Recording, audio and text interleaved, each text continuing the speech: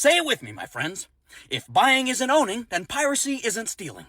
If buying isn't owning, then piracy isn't stealing. And if Sony has decided that the only way to buy a game on PlayStation is to buy a digital license on a monopolized storefront that they control, where they can revoke that license at any time for any reason, including when they decide the console generation you play on is outdated and they want to pump up sales on the new generation consoles, then Sony isn't getting another fucking dime of my money, and Jack Sparrow doesn't have jack shit on me. Oh, it's not that big a deal, Luke. Everybody buys their games digital nowadays.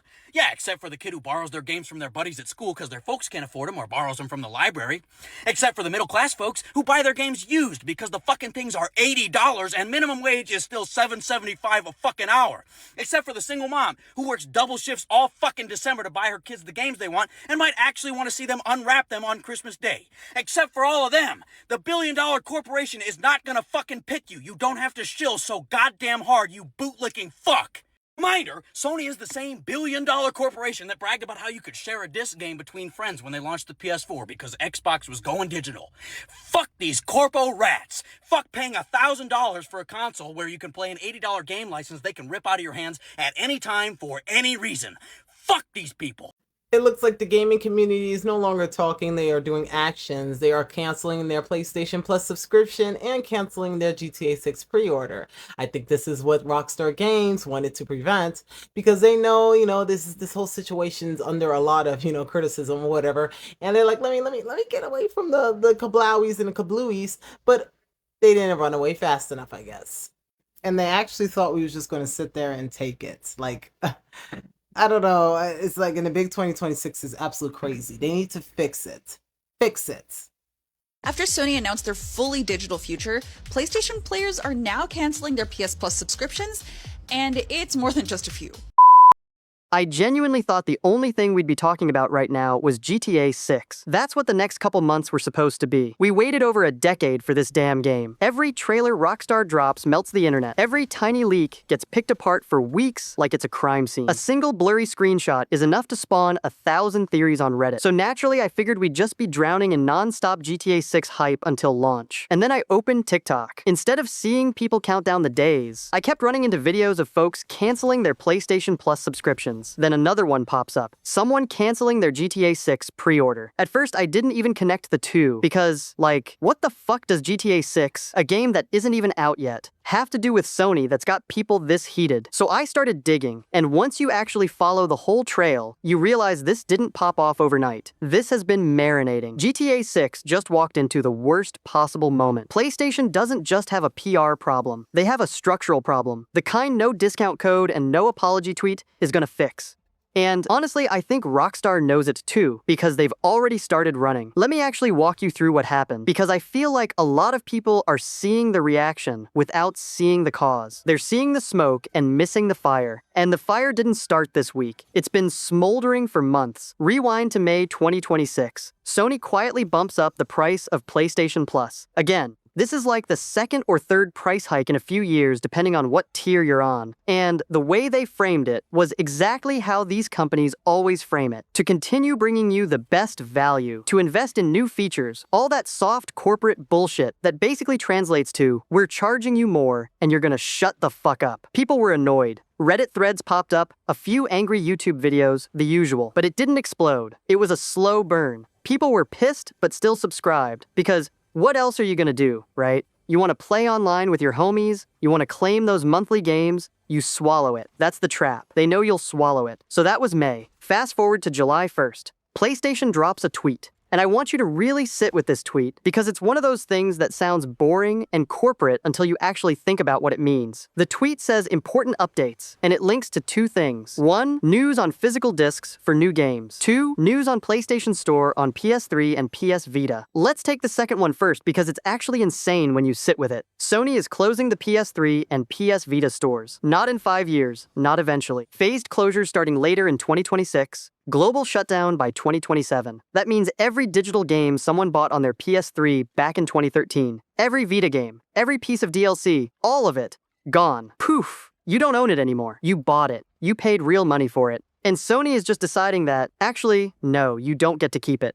The store goes away, and if you didn't download it already, it's gone forever. And even the stuff you did download, good luck re-downloading it once the servers are off. People were already burned by this once, by the way. Sony tried to close the PS3 store back in 2021. Huge backlash. They walked it back, said, okay, we'll keep it open. And everyone kind of relaxed and assumed, cool, they learned their lesson. Nope. They just waited 5 years and pulled the exact same shit, but sneakier this time. Slower, phased. Spread it out so it doesn't trend, doesn't spike, doesn't make one big headline. Nobody just trips and accidentally erases a decade of game purchases. They planned it. They sat in a room, drew it on a whiteboard, and somebody probably got a promotion off it. Now the first link, the physical disc one. This is the big one. Starting January 2028, Sony will no longer produce physical discs for new PlayStation games. Every new game after that point, digital only. You can still buy a disc version of a game that already exists, but new releases? All digital. And they dressed it up in this nice little blog post about meeting players where they are and evolving the industry and all this corporate poetry. But what it actually means is, after January 2028, you cannot buy a physical copy of a new PlayStation game. You cannot lend it to your boy. You cannot sell it when you're done. You cannot buy it used for cheap 6 months later. You cannot hold it in your hand. You cannot put it on a shelf. You own nothing. You have a license, a revocable license, that Sony can change the terms of whenever the hell they want.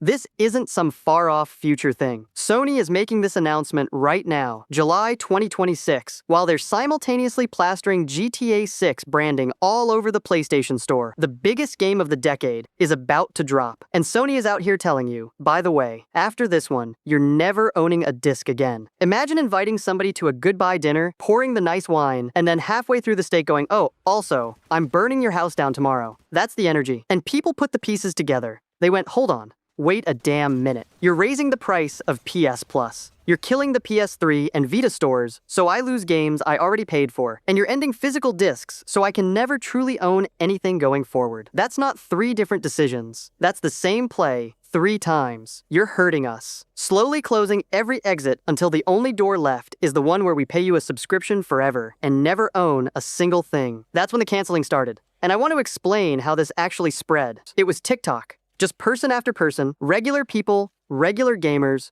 posting videos of themselves, going into their PlayStation account settings, hitting cancel on their PS Plus sub, and screen recording the whole thing. And the videos started hitting. Because there's something viscerally satisfying about watching somebody actually do the thing instead of just bitching about it. So the hashtag starts moving. More people do it. Some of them start canceling their GTA 6 pre-orders too, and that's the part that really made me sit up. Because canceling PS Plus, okay, that's a direct hit at Sony. Makes sense. But canceling a GTA 6 pre-order, that's not even a Sony product. That's Rockstar. Why would you punish Rockstar for something Sony did? Because here's the thing. A huge chunk of GTA 6 pre-orders are on PlayStation. Like, reportedly PS5 pre-orders were outselling Xbox by something like 6-1. So when PlayStation sneezes, GTA 6 catches a cold. People aren't canceling because they're mad at Rockstar. They're canceling because the version of GTA 6 they pre-ordered is the PlayStation version, and they're pissed at PlayStation, and canceling the pre-order is the loudest way they can say it without writing some email that nobody will ever read. It's a protest vote.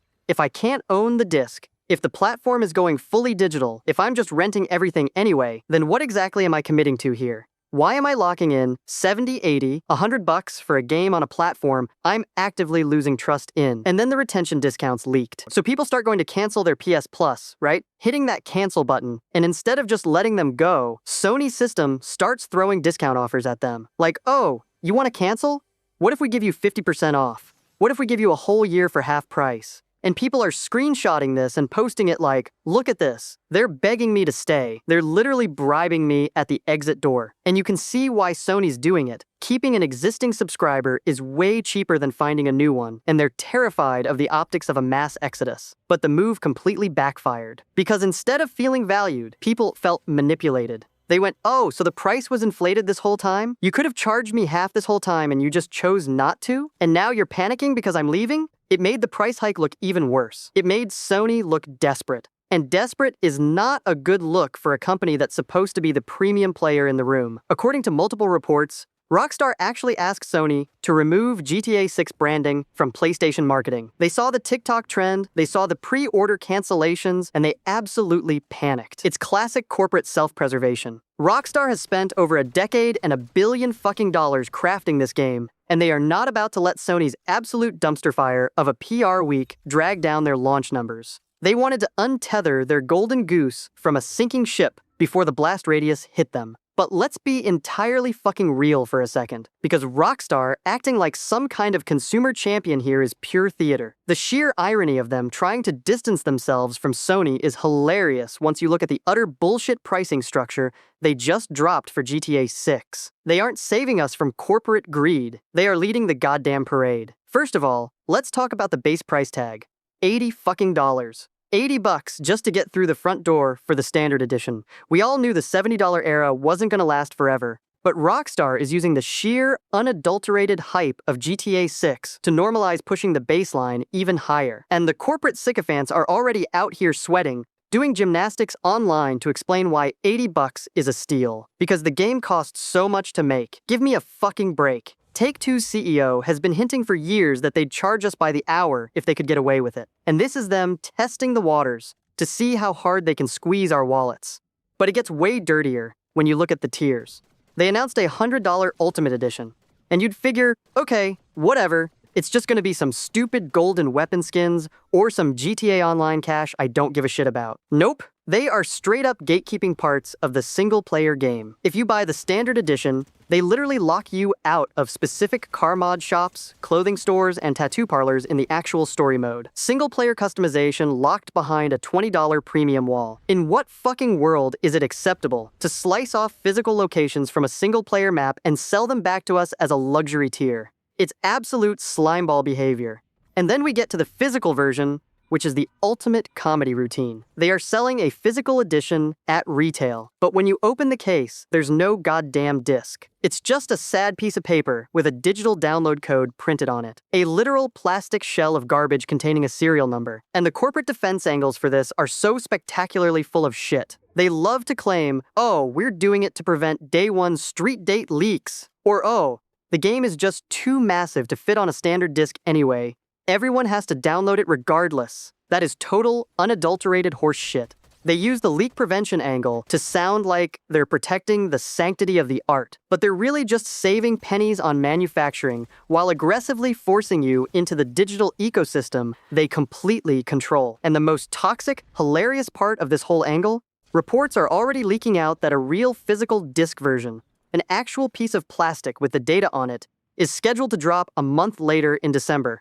They aren't killing the disc to protect the game from leaking. They're killing it at launch so hardcore collectors buy the digital code in a box day one and then get forced to double dip and buy the actual disc a month later. It's a textbook hustle. So yeah, Rockstar can run away from Sony's marketing all they want. They can pretend they're shocked by the anti-consumer backlash. But at the end of the day, we all know they give zero fucks about us. They know damn well that no matter how much we bitch on Reddit, no matter how unhinged we get on TikTok, and no matter how predatory these pricing tiers are, the vast majority of people are still going to drop that $100 on launch day. They've realized that the corporate future isn't about giving players value. It's about seeing exactly how much bullshit we're willing to swallow before we finally choke.